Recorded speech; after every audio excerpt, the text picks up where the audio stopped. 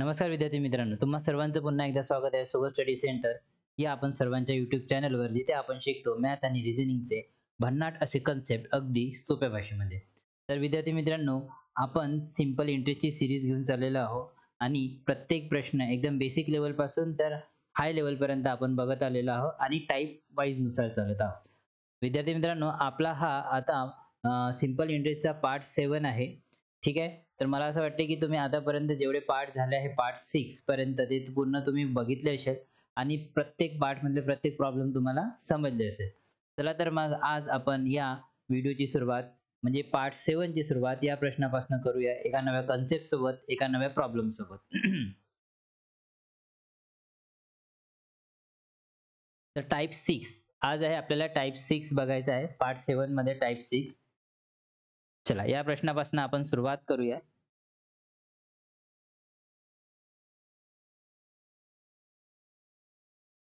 प्रश्न म्हणतोय, विद्यार्थी लक्ष द्या. एका रकमेवर 4 वर्षे 2.5% दराने व 5 वर्षे 3% दराने घेतलेल्या व्याजातील फरक 60 रुपये असेल तर ती रक्कम किती? Okay. If the difference between the simple interest on a certain sum for 4 years at 2.5% per annum and the simple interest on the same sum for 5 years at 3% per annum is 60, then sum is. अच्छा, तर आपल्याला principal काढायचं आहे विद्यार्थी मित्रांनो. काय काढायचं आहे इथे? पी फाइंड आउट करायचं आहे, प्रिन्सिपल मुद्दल फाइंड आउट करायचे आहे. ते एका रकमेवर 4% 2.5 दराने व दुसरा आहे म्हणजे 4 वर्षे. एक पहिली रक्कम काय आहे?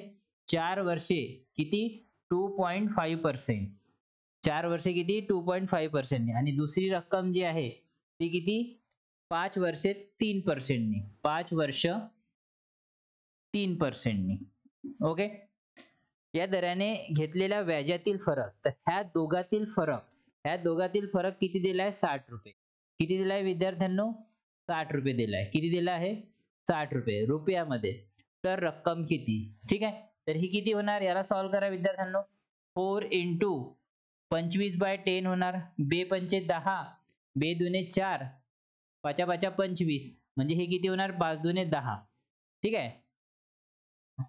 आणि हे किती होणार? 15. हे किती होणार? 15. ठीक आहे. 15%, 10%. आणि ह्या दोघाचा डिफरन्स किती आहे? ह्या दोघाचा डिफरन्स किती आहे? 60. म्हणजे आपण म्हणू शकू विद्यार्थी मित्रांनो, 5% ची व्हॅल्यू किती आहे? 60. तर 100% ची व्हॅल्यू का? कारण आपल्याला पी फाइंड आउट करायची आणि पी नेहमी काय असतो? 100%. तर 5% ची व्हॅल्यू 60. तर 100% ची व्हॅल्यू किती? ठीक आहे. हे किती टाइम्स होऊन राहिले? हे 12 पंचे 60, 12 टाइम्स. तर हे पण 12 टाइम्स होणार, म्हणजेच 1200. किती येणार? 1200. ठीक आहे. ऑप्शन मध्ये आहे का विद्यार्थ्यांनो? हा, ऑप्शन सी हे झालं आन्सर. तर अशा प्रकारे या प्रॉब्लेमला सॉल्व करायचं होतं. बघा, रेट आणि टाइम दिलेला आहे. रेट आणि टाइम दिलेला आहे. दोघाचा डिफरन्स दिलेला आहे, म्हणजेच व्याज दिलाय. दोघाचा डिफरन्स किती? 60 रुपये. आपल्याला पी म्हणजे मुद्दल फाइंड आउट करायची आहे. तर दोघाचा डिफरन्स म्हणजेच किती होणार आहे? 10% मायनस 5%. म्हणजे ह्या दोघाचा डिफरन्स किती आहे? 15% मायनस 10% आपण केलं तर किती मिळाला? 5%. किती मिळाला? 5. तर ह्या 5% ची व्हॅल्यू किती आहे? 60. तर 100% ची व्हॅल्यू किती? 1200.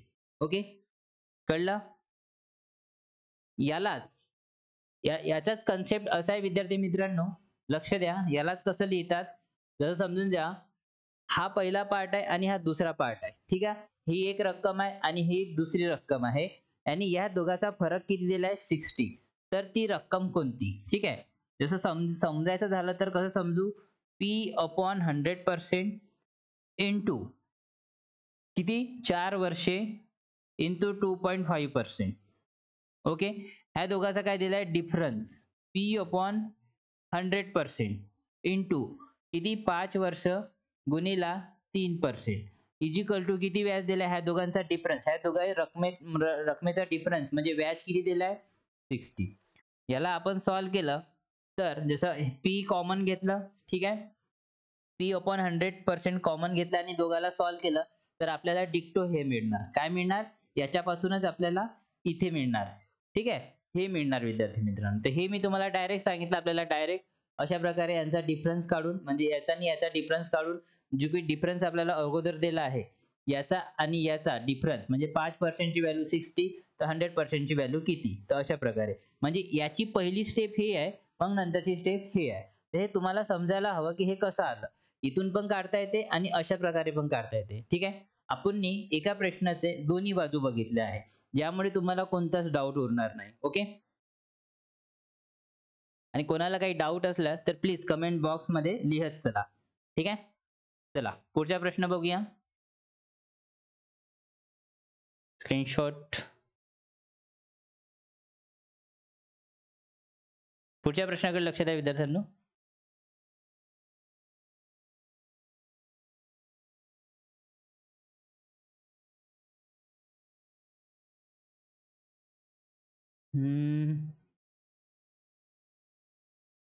एक मिनिट. चला पुढच्या प्रश्नाकडे लक्ष द्या. पुढचा प्रश्न काय म्हणतो विद्यार्थ्यांनो, ज्यांना स्वतःहून सॉल्व्ह करायचे आहे तो व्हिडिओला स्टॉप करा आणि त्यानंतर प्रश्नाचं उत्तर काढा, आणि उत्तर निघाल्यानंतर माझ्या प्रश्नाच्या उत्तरच्या नंतर त्याला कम्पेअर करा. ठीक आहे. चला नेक्स्ट प्रॉब्लेम काय म्हणतो, दोन सारख्या राशी दोन बँकांमध्ये ठेवल्या. पहिल्या ठेवीसाठी 20% व्याज 5 वर्षासाठी. पहिल्या ठेवीसाठी किती आहे? 20% व्याज 5 वर्षासाठी. ओके. हे झालं पहिल्या ठेवीसाठी. दुसरी बी ठेवी दिली असेल मग. दुसऱ्या ठेवीसाठी 10% व्याज 4 वर्षासाठी. अच्छा. हे 10% व्याज 4 वर्षासाठी. हे दुसऱ्या ठेवीसाठी. दिले जर व्याजातील फरक 1200 रुपये असेल. अच्छा. ह्या दोघांचा फरक किती दिला आहे यांनी? 1200. तर रक्कम किती? Two equal amount were deposited in a different bank, one at 20% for 5 years and the other at 10% for 4 years. If the difference in interest is 1200 रुपये, what is the principal amount? Principal amount आपल्याला find out करायचं आहे. Okay. तर ही एक राशी आहे आणि ही एक राशी आहे. ठीक आहे. दोन राशी आहे बँकेमध्ये ठेवल्या. पहिल्या ठेवीसाठी 20% व्याज 5 वर्षासाठी, म्हणजे हे किती होणार? 20 100%. ओके. आणि दुसरे किती ठेवलं आहे? दुसऱ्या ठेवीसाठी 10% व्याज 4 वर्षासाठी. 10% व्याज 4 वर्षासाठी, म्हणजे हे किती झाले टोटल? 40%. हे झाले 100% इंटरेस्ट आणि दुसऱ्या रकमेचे 40% इंटरेस्ट व्याज झाले. या व्याजातील फरक किती दिले? 1200. अच्छा. ह्या दोघांचा डिफरन्स किती आहे विद्यार्थी मित्रांनो? 60%. आणि या 60% चा फरक किती दिलाय त्यांनी? 1200 रुपये. किती दिला आहे? 1200. कळलं का एवढं? ठीक आहे. हा एक रक्कम झाली, हे एक रक्कम झाली. हा एका रक्कमचा व्याज पर्सेंटेज मध्ये, हा दुसऱ्या रक्कमचा व्याज पर्सेंटेज मध्ये. ह्या दोघांचा डिफरन्स किती आहे? 60%. तर ह्या 60% ची व्हॅल्यू किती दिली आहे? 1200. 1200 बघा किती दिली आहे? 1200. व्याजातील फरक म्हणजे डिफरन्स किती दिलेला आहे? 1200. तर ते रक्कम किती? तर 60% ची व्हॅल्यू 1200, तर मग 100% ची व्हॅल्यू किती? बस हे इथे फाइंड आउट करायचं आहे. हे किती टाइम्स आहे विद्यार्थी मित्रांनो? हा शून्य गेला, हा शून्य गेला, म्हणजे 60 म्हणजे हे 20 टाइम्स आहे. तर हे पण 20 टाइम्स होणार. म्हणजेच किती होणार? 2000. ओके. ऑप्शन बी. ठीक आहे. हे झालं आन्सर. अशा प्रकारे फाइंड आउट करायचं होतं. कळलं?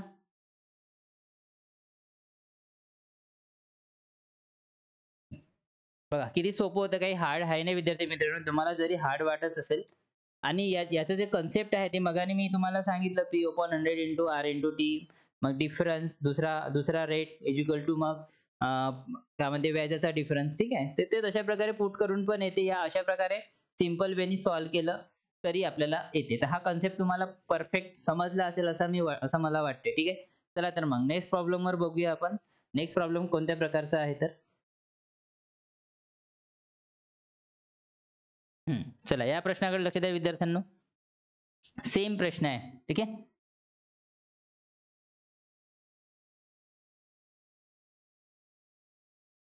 हा पण सेम प्रश्न आहे विद्यार्थ्यांनो. दोन सारख्या राशी दोन बँकेमध्ये ठेवून एके ठेवीसाठी 8% 8%. एके ठेवीसाठी किती आहे? 8% 7 वर्षासाठी. आणि दुसऱ्या ठेवीसाठी किती आहे? दुसऱ्यासाठी 5% 3 वर्षासाठी. किती? 5% 3 वर्षासाठी. व्याज दिले जाते. जर व्याजातील फरक 4100 म्हणजे 4100 असेल तर ती रक्कम किती? अच्छा, पी फाइंड आउट करायचा. काय फाइंड आउट करायचे? पी. मगांसारखंच आहे विद्यार्थ्यांनो. इंग्लिशमध्ये वाचतो. Two equal sums are deposited, one at 8% for 7 years and another at 5% for 3 years. If the difference in interest is 4100, ठीक आहे, 4100 rupees, what is the sum? The sum आपल्याला फाइंड आउट करायचं आहे. करा मग. मगाने जसं आपण केलं. अटीसाठी 56. हे काय झाले? व्याज इन पर्सेंटेज पहिल्या रकमेसाठी. दुसऱ्या रकमेसाठी 15% व्याज. ह्या दोघांचा डिफरन्स किती होणार? 6 मधून 5 गेले 1 राहिला आणि 5तून 1 गेला 4 राहिले. म्हणजे 41% ची व्हॅल्यू किती दिली आहे? 4100 म्हणजे 4100. तर 100% ची व्हॅल्यू किती? बस हे फाइंड आउट करायचं होतं. हे किती टाइम्स आहे विद्यार्थी मित्रांनो? हे 100 गुणा आहे. किती गुणा आहे? 100 गुणा. तर हे बी किती होणार? 100 गुणा होणार. म्हणजेच किती येणार? हे 2 शून्य आणि हे 2 शून्य. हे झालं answer. Option A 10,000. Option A हे झालं आन्सर. अशा प्रकारे फाइंड आउट करायचं होतं. ओके, कळलं? चला पुढचा प्रश्न बघायचा. तुमचे कन्सेप्ट क्लिअर व्हावे म्हणून आपण एकाच टाईपचे प्रॉब्लेम ऍटलीस्ट 3 ते 4 घेत असतो आपल्या या चॅनलवर. ठीक आहे. हाच एक बेनिफिट आहे या चॅनलचा की तुमचे जे कन्सेप्ट आहे ते पटकन आणि लवकर क्लिअर होऊन जाते आणि तुम्हाला कधी समोर विसरण्याचा चान्स येतच नाही. एक वेळ तुमच्या माइंडमध्ये फिक्स झालं की शेवटपर्यंत फिक्स असते. ठीक आहे. चला याला मी रफ करतो.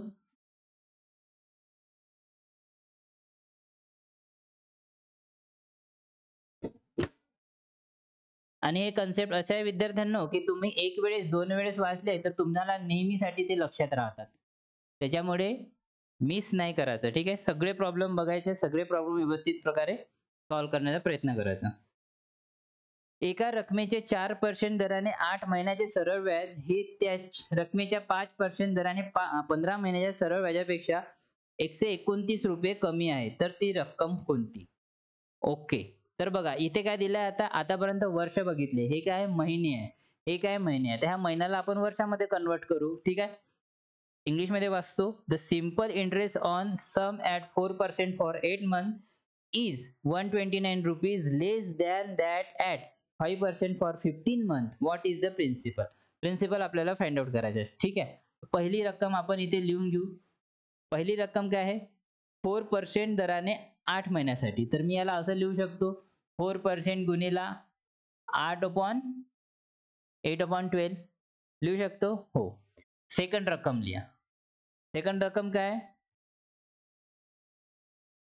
8 महिन्याचे सरळ व्याज हे त्याच रकमेच्या 5% दराने 15 महिन्याच्या व्याजापेक्षा. ठीक आहे. तरी किती आहे? 5% गुणिला 15 महिने आहे. तर याला मी वर्षामध्ये कन्वर्ट केलं. ओके.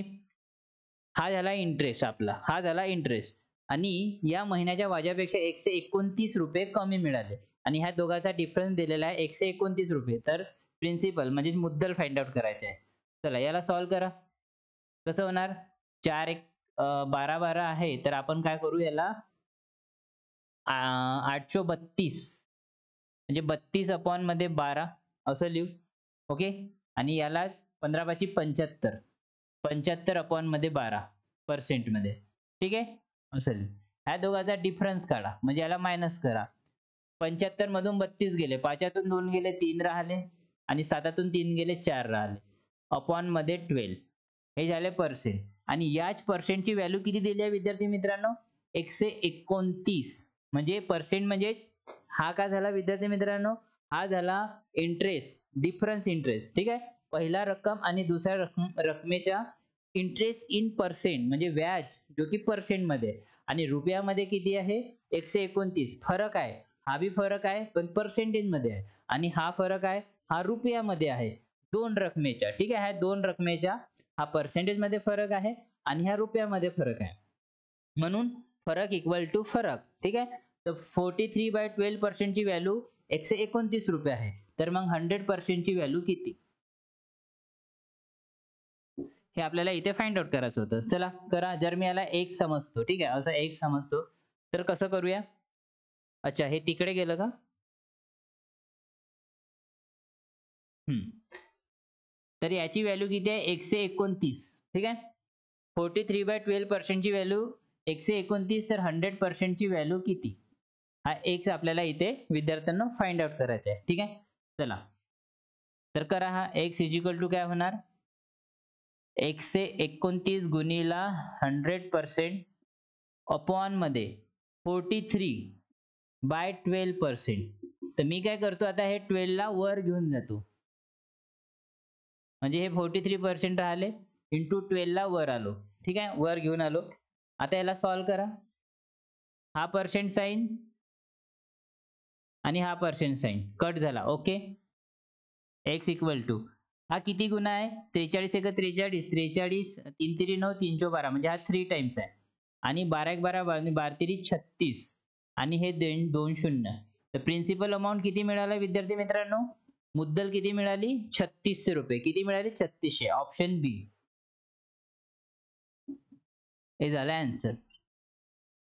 तर या प्रकारे या प्रश्नाला अशा प्रकारे सॉल्व्ह करायचं होतं. कळलं विद्यार्थ्यांनो? बघा किती सोपं आहे.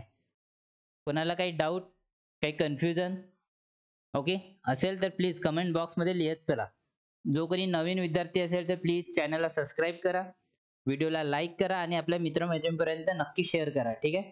चला नेक्स्ट प्रॉब्लेम बघूया.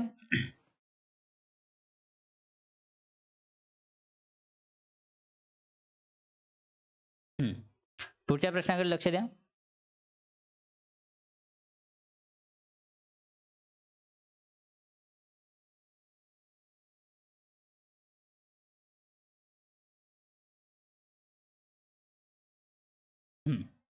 पुढचा प्रश्न आहे, एका रकमेचे 4% दराने 4 महिन्याचे सरळ व्याज हे त्याच रकमेचे 12% दराने 6 महिन्याचे सरळ व्याजापेक्षा 1800 रुपयांनी कमी आहे, तर ती रक्कम किती? ओके.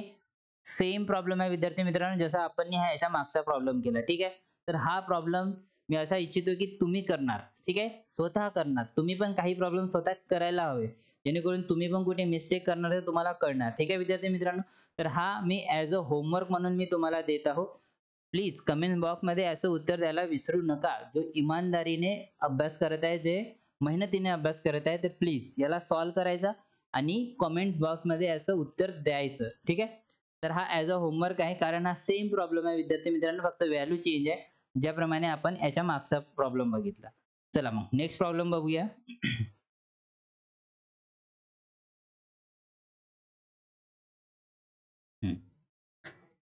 या प्रॉब्लेमकडे लक्ष द्या विद्यार्थी मित्रांनो.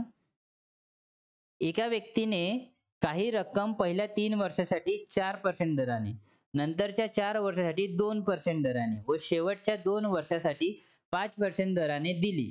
जर त्याला 42,000 रुपये सरळ व्याज मिळाले असेल, तर ती रक्कम किती? इंग्लिशमध्ये बघा. A man lend a sum for 3 years at 4%, next 4 year at 2% and last 2 year at 5%. If he gets 42,000 as simple interest, what is the sum? चला इथे पण आपल्याला काय करायचं विद्यार्थी मित्रांनो, सम काढायचं, ठीक आहे. चला आता आपण सम काढूया. एका व्यक्तीने काही रक्कम पहिल्या 3 वर्षासाठी 4% दराने, ठीक आहे. हे पहिले 3 वर्ष झाले. किती पर्सेंट दराने? 4% दराने. ओके. पहिल्या 3 वर्षासाठी. नंतरच्या 4 वर्षासाठी 2% दराने. मग नंतरचे हे 4 वर्ष झाले, हे किती? 2% रेटने, ठीक आहे, 2% दराने. व शेवटचे 2 वर्षासाठी 5% दराने. शेवटचे 2 वर्षासाठी किती? 5% दराने. म्हणजे किती झाले? 3 आणि 4 7 आणि 9. 9 वर्षाचा हा टाइम पिरियड आहे. तरी त्याला 4200 रुपये ॲज अ सरळ व्याज मिळाले असतील. ओके. आता त्याला किती सरळ व्याज मिळून राहिले? 42,000. किती? म्हणजे त्याला व्याज किती मिळून राहिले? इंटरेस्ट 42,000. तर इंटरेस्ट अपॉन मध्ये इंटरेस्ट, इंटरेस्ट अपॉन मध्ये इंटरेस्ट. हे ॲक्चुअल रुपयामध्ये इंटरेस्ट आहे आणि आपल्याला पर्सेंटमध्ये इंटरेस्ट फाइंड आउट करायचं आहे. हे कुठून मिळणार? हे इथून मिळणार. हे काय करणार? इथनं मिळणार. किती होणार आहे? 3 चौक 12%, 4 दुने 8%, 5 दुने 10%. या सगळ्याची ॲडिशन करा. किती होणार हे? 12 आणि 8 20 आणि 10 30%. तर ह्या 30% ची व्हॅल्यू किती दिली आहे विद्यार्थी मित्रांनो? 42,000. आणि आपल्याला काय करायचे आहे? तर ती रक्कम म्हणजे प्रिन्सिपल अमाउंट. तर 100% इज इक्वल टू व्हॉट? ठीक आहे. या 30% इज इक्वल टू 42,000. मग 100% इज इक्वल टू व्हॉट? असं बी करू शकतो. चला कट करा आता. हा पर्सेंट साइन आणि हा पर्सेंट साइन कट झाला. हा शून्य आणि हा शून्य कट झाला. 3 एक 3 3 चौक 12. ठीक आहे. 14 त्रिक 42 होते. म्हणजेच इथे आपल्याला प्रिन्सिपल किती मिळून राहिला विद्यार्थ्यांनो? 140,000 म्हणजे 1,40,000 एवढा आपल्याला प्रिन्सिपल मिळून राहिला. 1,40,000 ऑप्शन ए. हे झालं आन्सर. अशा प्रकारे या प्रॉब्लेमला सॉल्व्ह करायचं होतं. ठीक आहे. काही नाही. वर्ष दिलंय, त्याचा पर्सेंटेज दिलाय, म्हणजेच त्याचा इंटरेस्ट मिळून गेला. हा काय विद्यार्थी मित्रांनो? हा इंटरेस्ट आहे. हे टोटल काय इंटरेस्ट? 12%, मग 8%, मग 10% याची ॲडिशन केली. म्हणजेच काय झालं? 30% ची व्हॅल्यू 42,000 आहे. तर 100% ची व्हॅल्यू किती? तर अशा प्रकारे पुट केलं आणि प्रिन्सिपल अमाउंट म्हणजेच मुद्दल निघाला 1,40,000 जो की ऑप्शन नंबर ए आहे. ओके. ठीक आहे. समजलं? ते म्हणतात ना, वक्त सिखा रहा है तो तू सीखेगा भी. अगर तू हार रहा है तो फिर जीतेगा भी. तर काळजी करायची काही आवश्यकता नाही विद्यार्थी मित्रांनो. जरी तुम्हाला येत नसेल ना, तर काही टेन्शन घ्यायची आवश्यकता नाही. याच्या समोरचा पुन्हा एक प्रॉब्लेम आहे. हा नाही बनला तर तो बनणार. ओके. म्हणून म्हटलंय की अगर वक्त सिखा रहा है तो तू सीखेगा भी. अगर तू हार रहा है तो फिर जीतेगा भी. चलो नेक्स्ट प्रॉब्लेम देखते हैं.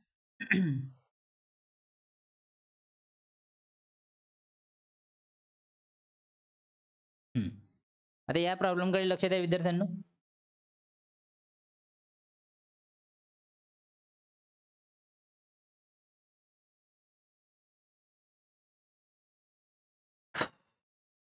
ओके. एका व्यक्तीने काही रक्कम 3 वर्षासाठी 10% अशा 3 वर्षासाठी किती 10% नी. ओके. आणि पुढील 3 वर्षासाठी 15% नी. पुढील 3 वर्षासाठी 15% नी. ओके. ठीक आहे. व शेवटच्या 5 वर्षासाठी 5% दराने दिली आणि शेवटच्या ह्या 5 वर्षासाठी 5% दराने दिली. ओके. जर त्याला ₹2400 व्याज मिळाले. किती रुपये व्याज मिळाले? ₹2400 इंटरेस्ट मिळाला, व्याज मिळाला. तर मुद्दल किती हेच विचारलं असेल. तर रक्कम किती? A man lend money for 3 years at 10%, next 3 years at 15% and last 5 years at 5%. If he earn 2400 as a interest, what is the principal? तर आपल्याला प्रिन्सिपल अमाउंट फाइंड आउट करायचं आहे. तेच आपल्याला काय दिलेलं आहे? इंटरेस्ट दिलेला आहे रुपयामध्ये. पर्सेंटमध्ये काढणं पडेल आणि 100% ची व्हॅल्यू काढणं पडेल. ते कुठून निघणार? इथनं निघणार. चला करा. 3 10 30, 15 त्रिक 45 आणि 5 5 25. तर हा झाला इंटरेस्ट. या सगळ्याची काय करायची? ॲडिशन करायची. 5 पाचून 10 चे 0. हातचा 1 3 आणि 4 7, 7 आणि 3 10 म्हणजे 100%. ओके. म्हणजे ह्या 100% ची व्हॅल्यू किती आहे? 2400. म्हणजे ज्याला म्हणता येणार 100% ची व्हॅल्यू किती आहे? ₹2400. तर प्रिन्सिपल पण किती होणार विद्यार्थी मित्रांनो? 2400. तेच करतो ना, 100% ची व्हॅल्यू डायरेक्ट 2400 दिलेली आहे. हे 100 आणि हे 100 काय होणार? कॅन्सल होणार. तर पी किती मिळणार आपल्याला? 2400. ठीक आहे. Option A.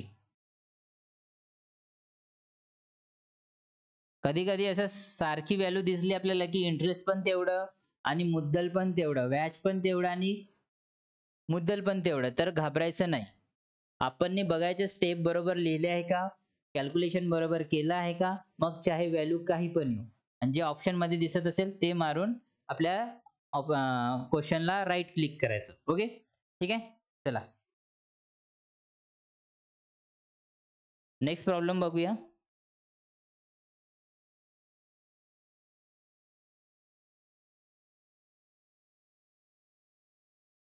हम्म.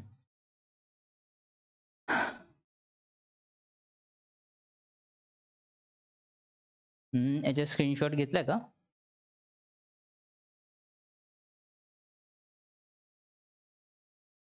ठीक आहे, आपण स्क्रीनशॉट घेऊन घेऊ. नेक्स्ट प्रॉब्लेम आता. पुढच्या प्रश्नाकडे लक्ष द्या. मजेदार प्रश्न आहे विद्यार्थ्यांना.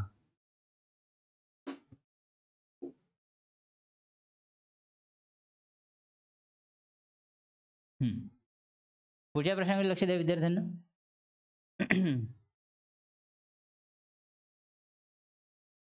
दर शेकडा दर 5% दराने 14,600 चे 11 मार्च पासून 7 जुलै पर्यंत सरळ व्याज किती होईल? हा पहिला टाइप आहे, पण हा आपण टाइप घेतला नव्हता, तर या टाइप मध्ये आपण म्हणजे टाइप नंबर 6 मध्ये हा ऍड केला आहे. 11 मार्च पासून 7 जुलै पर्यंत सरळ व्याज किती होणार? सिंपल इंटरेस्ट आपल्याला फाइंड आउट करायचं आहे.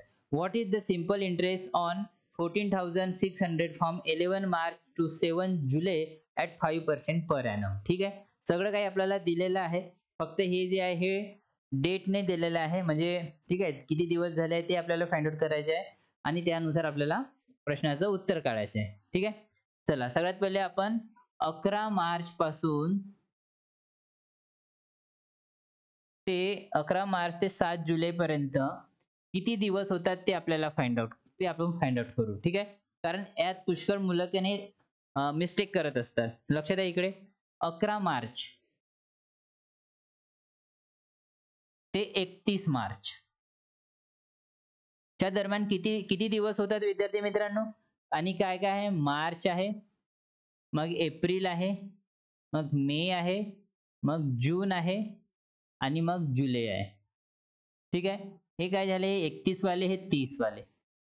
ठीक आहे, मार्च, मे आणि म्हणजे हे 31 वाले झाले, हे 30 वाले झाले महिने, मंथ.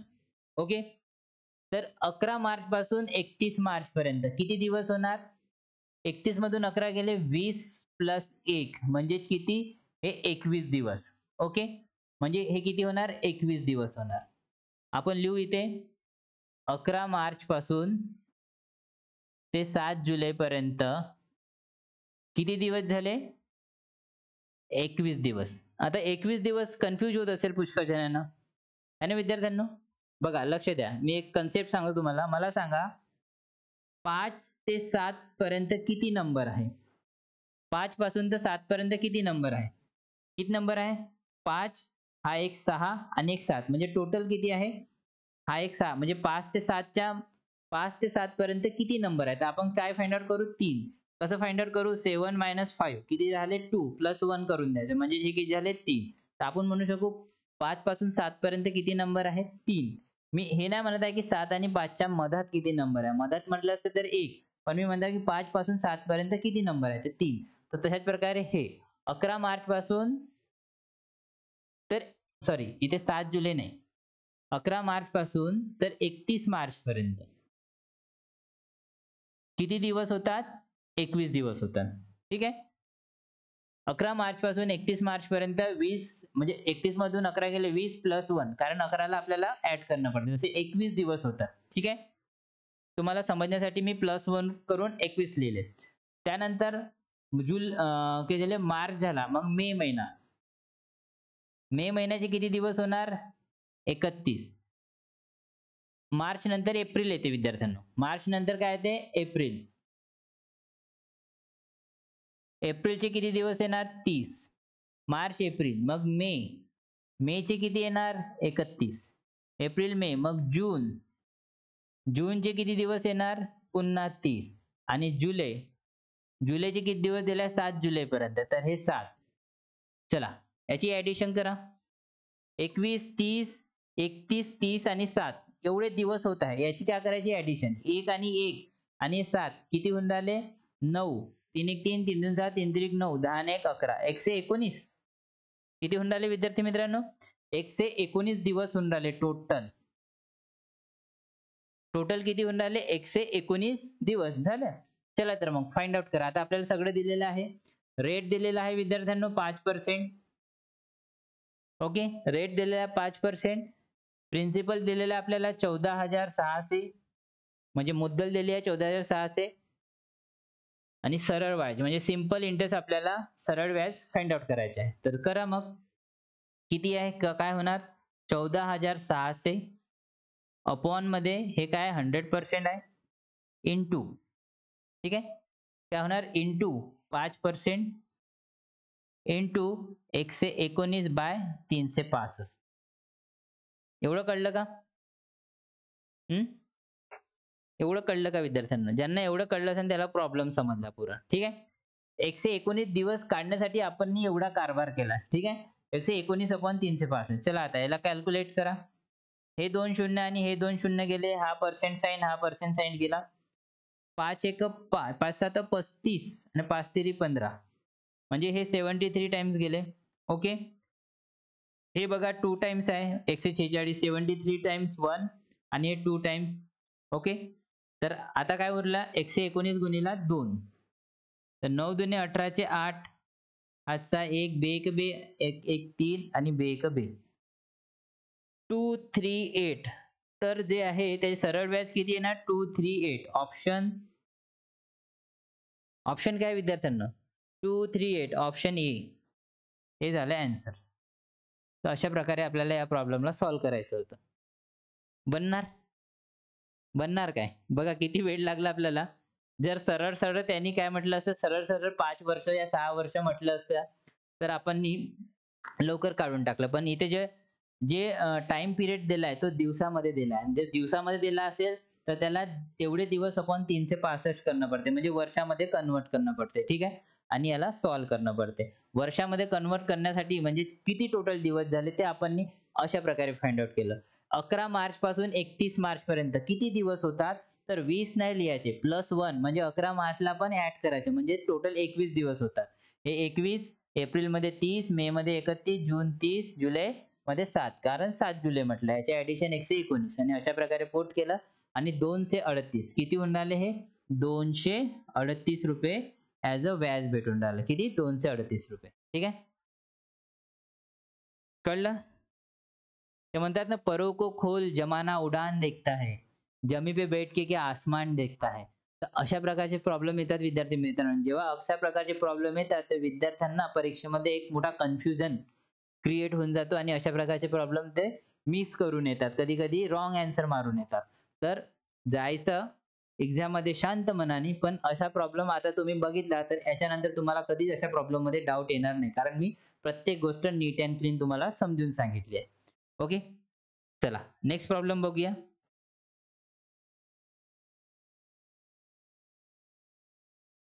हम्म. पुढचा प्रश्न बघा.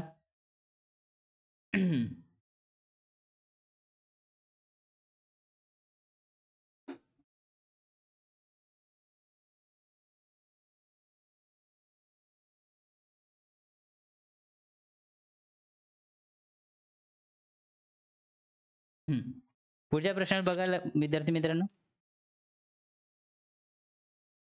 जर एखादी रक्कम 3 वर्षात तिप्पट होते, तर ती रक्कम 11 पट होण्यासाठी किती वर्ष लागेल? हे पार्ट 5 मध्ये अशा प्रकारचे प्रॉब्लेम आपण बघितले आहे. पण ॲज अ पुन्हा रिवाइज व्हावे म्हणून मी हा प्रॉब्लेम घेतला आहे. If a sum triple in 3 years, in how many years will it become 11 times? ते 11 टाइम्स किती वेळ किती टाइम पिरियडमध्ये बनणार ते आपल्याला सांगायचं आहे. ठीक आहे. तर जर एखादी रक्कम 3 वर्षात 3 पट होते, म्हणजे काय? एक्स किती होऊन राहिली? 3x होऊन राहिले. ओके. म्हणजे हे प्रिन्सिपल आहे तर हे अमाउंट आहे. तर मग इंटरेस्ट किती होणार? 2x. हा काय इंटरेस्ट आहे. एवढं कळलं? म्हणजे हा मुद्दल आहे तर हा रास आहे आणि हा व्याज आहे. ओके. तर ती रक्कम 11 पट होण्यासाठी किती वर्ष लागेल? तर त्यासाठी आपल्याला रेट माहिती पडला पाहिजे. कारण 11 पट करायचं आहे आपल्याला आणि वर्ष काढायचे आहेत. इतर रेट माहिती पडणार. जर आपण हे सॉल्व्ह करू तर इथनं आपल्याला रेट माहिती पडणार. ठीक आहे. चला तर रेट किती आहे ते आपण फाइंड आउट करू. रेट किती आहे? तेच फॉर्म्युला आपला सिंपल फॉर्म्युला म्हणजे concept simple interest into 100% upon मध्ये प्रिन्सिपल गुणिला इथे रेट लिहायचा नाही तर टाइम लिहायचा. इथे आपल्याला टाइम भेटेल नाही तर रेट मिळणार. ठीक आहे. लिहा सिंपल इंटरेस्ट किती आहे? 2x गुणिला 100%. प्रिन्सिपल किती आहे? x आहे. इंटू आता दिलं काय आहे आपल्याला? जर एखादी रक्कम 3 वर्षात तिप्पट होते, 3 वर्षात तिप्पट होते. ओके. हा x आणि हा x गेला. तर आता हे किती राहिले 2/3 म्हणजे 1/3 म्हणजे किती होते विद्यार्थी मित्रांनो 33.33%. 2/3 किती होणार 66.66%. पण आपण ही व्हॅल्यू इथे घेणार नाही. हे जसंच तसंच ठेव विद्यार्थ्यांनो. ठीक आहे. 2/3 into 100%. तर हा काय झाला रेट. रेट किती आला म्हणजे 200 अपॉन मध्ये 3 हा रेट मिळाला आपल्याला. ठीक आहे. हा काय मिळाला विद्यार्थी मित्रांनो रेट 200/3 हा काय रेट मिळाला. आता आपल्याला काय करायचं आहे तर ती रक्कम म्हणजे हीच रक्कम ही जी आहे ना ही रक्कम 11 पट होण्यासाठी किती वर्ष लागेल. म्हणजे हा x आहे x 11 पट म्हणजे 11x होण्यासाठी म्हणजे हा प्रिन्सिपल आहे तर हा अमाऊंट म्हणजे रास होणार 11x म्हणजे 10x ऍड होणार म्हणजे हा काय झाला इंटरेस्ट म्हणजे हा काय झाला व्याज हा झाला मुद्दल हा झाला रास हा झाला रास. ठीक आहे. तर हा जो आहे प्रिन्सिपल 11 पट होण्यासाठी किती वेळ लागेल आणि आपल्याला रेट तर मिळून गेला. रेट किती आहे 200/3%. चला काढा मग. अशा प्रकारे इथे हे व्हॅल्यू पुट करायची आहे. करा. सिंपल इंटरेस्ट किती आहे 10x गुणिला 100% अपॉन मध्ये प्रिन्सिपल किती आहे x गुणिला रेट काढला तो किती आहे 200/3. तर मी इथे काय लिहितो 200/3% लिहिण्याच्या ऐवजी मी काय करतो हे जे आहे ना 3 ला वर घेऊन जातो इंटू 3 आणि याला 200% करतो. इथनं काय मिळणार आपल्याला इथनं मिळणार विद्यार्थ्यांनो आपल्याला टाइम पिरियड. काय मिळणार टाइम पिरियड. चला काढा. हा x आणि हा x कटला. हा पर्सेंट साइन गेला. ओके. हे 2 शून्य आणि हे 2 शून्य गेले आणि ह्या 2 पंचे 10 झाला आणि 5 तेरी 15 झाले. म्हणजे टाइम पिरियड किती मिळाला विद्यार्थी मित्रांनो 15 वर्ष. किती 15 वर्ष. ऑप्शन मध्ये आहे का हो ऑप्शन बी हे झालं आन्सर. अशा प्रकारे आपल्याला हा प्रॉब्लेम सॉल्व्ह करायचा. ओके. कोणाला काही डाऊट काही कन्फ्युजन. बघा तुम्हाला असं कोणत्या बघा इथे इथे का नाही जनरली हा लॉजिक घेतात बघा y m-1 आणि मग काय करतात n-1 इंटू t हा खूप जण लॉजिक यूज करतात. ओके. m ला काय 11 कन्सिडर करतात आणि n ला किती कन्सिडर करतात 3 कन्सिडर करतात आणि टाइम पिरियड काय होणार 3 वर्षासाठी किती दिलेला आहे हा टाइम पिरियड 3 इथून आपल्याला y ची व्हॅल्यू मिळणार. हे असं पुट केल्यानंतर. ठीक आहे. हा झाला ट्रिक. हे झाली ट्रिक. पण हे कधी कधी लक्षात असते कधी कधी विद्यार्थी काय करतो n-1 वर लिहितो आणि m-1 खाली लिहितो. कधी कधी m 3 कन्सिडर करतो तर n 11 कन्सिडर करतो. तर इथे जे आहे विद्यार्थी मित्रांनो मिस्टेक होण्याच्या पुष्कळ सारे चान्सेस आहे. इथे मिस्टेक होण्याचे पुष्कळ सारे चान्सेस आहे. त्यापेक्षा तुम्ही हा कन्सेप्ट यूज करा ना जो आपण स्टार्टिंग पासून घेऊन आलेलो या घेत आलेलो आहोत. ओके. तर बघा मजा आली की नाही. जर तुम्हाला हा कन्सेप्ट माहित आहे तर हा लक्षात ठेवायचा म्हणजे याला लक्षात ठेवायची आवश्यकताच नाही विद्यार्थ्यांनो. कन्सेप्ट माहित आहे अशा प्रकारे सॉल्व्ह करायचा रेट काढायचा मग रेट ठेवायचा इथे आणि आपल्याला टाइम पिरियड मिळणार. ओके.